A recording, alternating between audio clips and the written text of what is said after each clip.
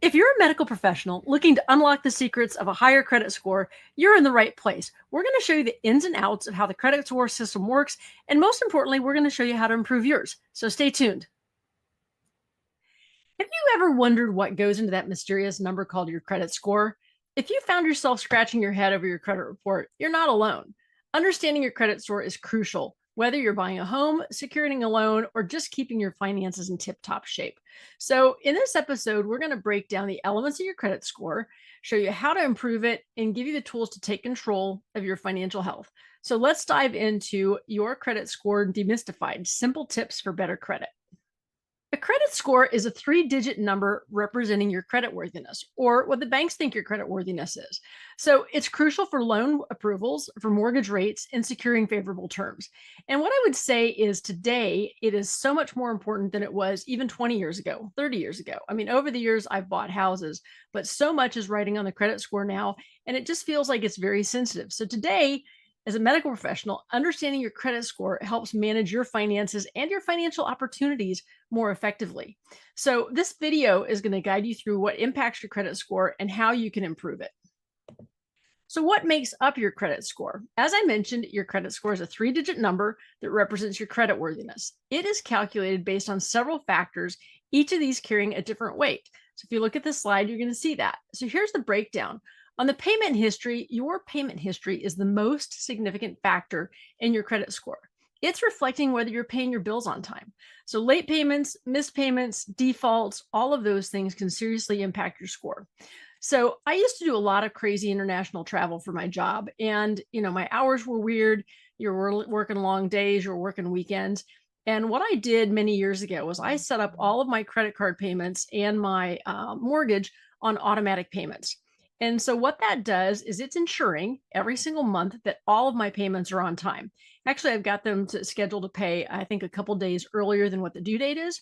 And so some people will argue and say, well, I'm going to pay off my credit every month. And I think that's really great.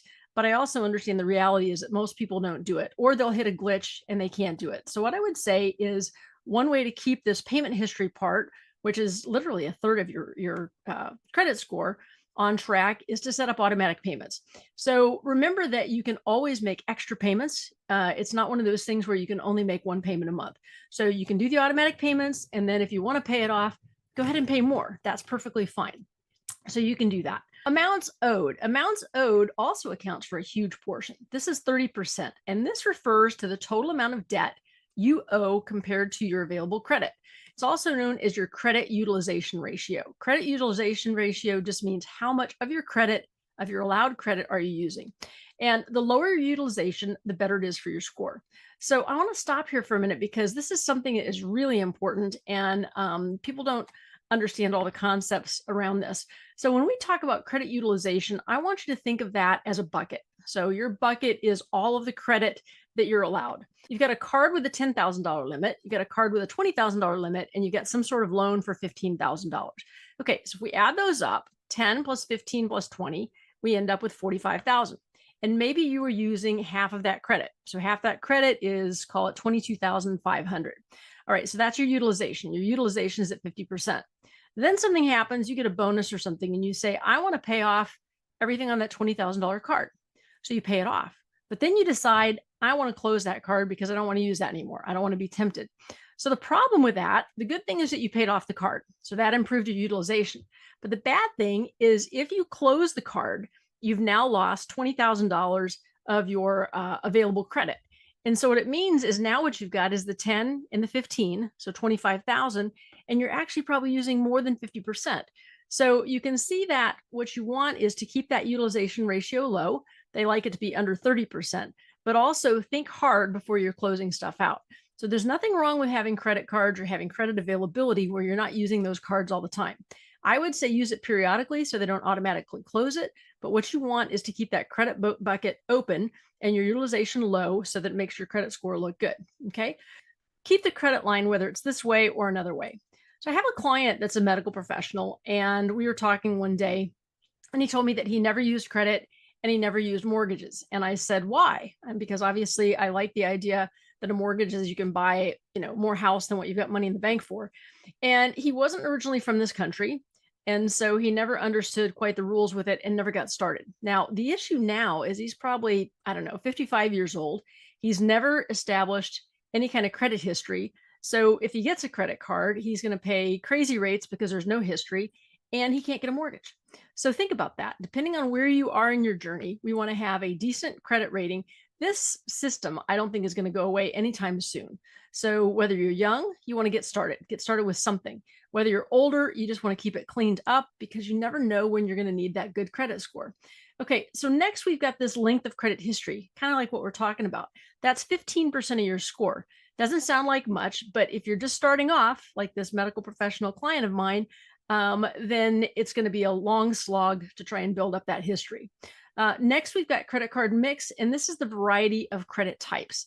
So this could be credit cards, this could be installment loans, it can be other loans, and having a variety gives you a positive impact on your score.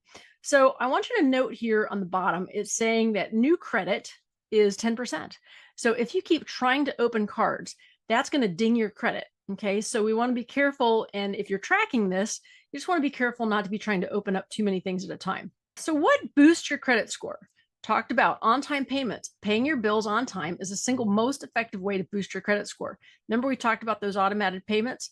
Okay, keeping our balances low, trying to keep our credit card balances below 30% of the utilization on our credit limit. And if possible, aim for even lower results than that. So we also want to regularly review our credit report. Okay, checking your credit report for errors and disputing inaccuracies can prevent your score from being unfairly penalized. For myself, I usually do this kind of in January. End of the year, you get through everything, holidays and all that stuff. And I'm usually checking these reports in January. I am monitoring my credit cards on a monthly, even quarterly basis for certain things, just making sure that there's no anomalies in there and things that got charged that shouldn't have gotten charged. Okay, so adding positive credit history, if you don't have much of a credit history, you want to consider using a secured credit card or becoming an authorized user on someone else's that's got some history. As soon as your name is on a card, you're starting to build some history. Okay, so negative impacts, obviously, late or missed payments can drastically lower your score, and they can do that fast. High credit card balances or maxed out cards also undermine your score.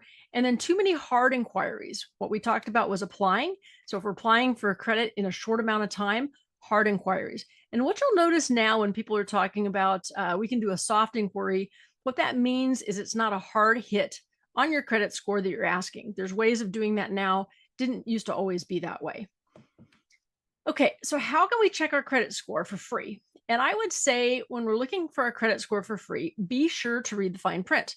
There are several companies out there that do that. We're going to talk about this a little bit, but sometimes, and it's not unusual, that you can get a free report, but that they want you to sign up for something. And that if you don't cancel it within, call it 7 days or 30 days, they're going to start charging you for something. But in general, these reports are free. So easy enough to cancel, but you want to read the fine print.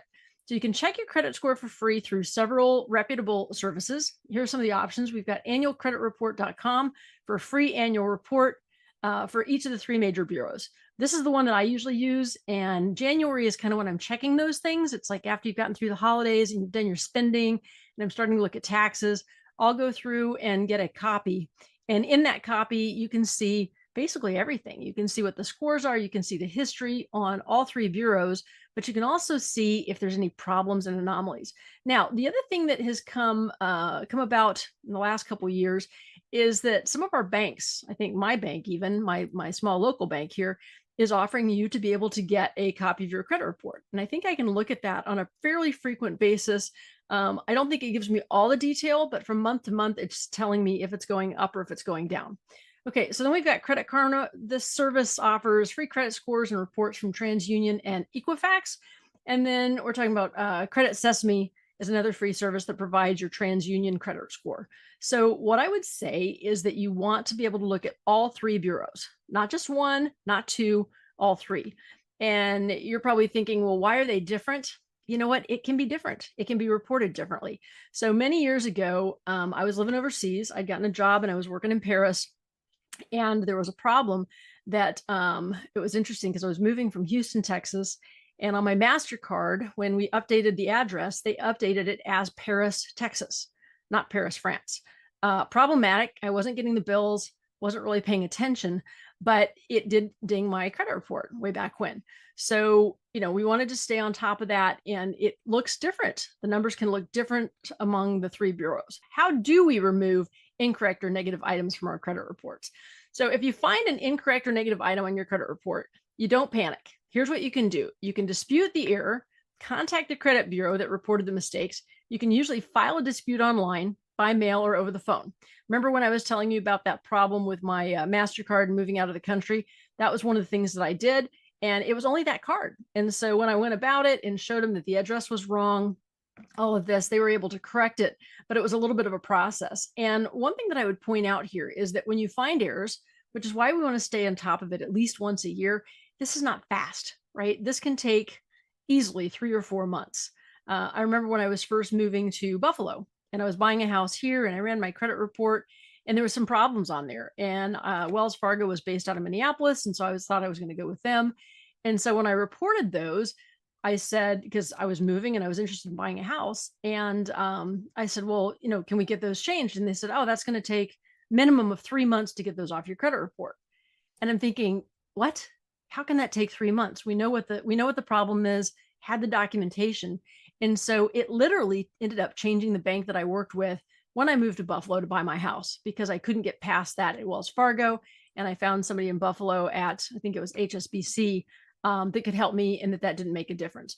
So in the past, and for some people that are, in my age group, we may have had the ability that if you had a letter that was written and signed by whoever it was, that they could fix it right away. Unfortunately, today, that's not the way it works. They're still going to want the letter, but it just has to go through some different gyrations before it's going to take it off your report. Okay, so we're going to dispute the error. We're going to provide documentation, and we want any documents that support our claim.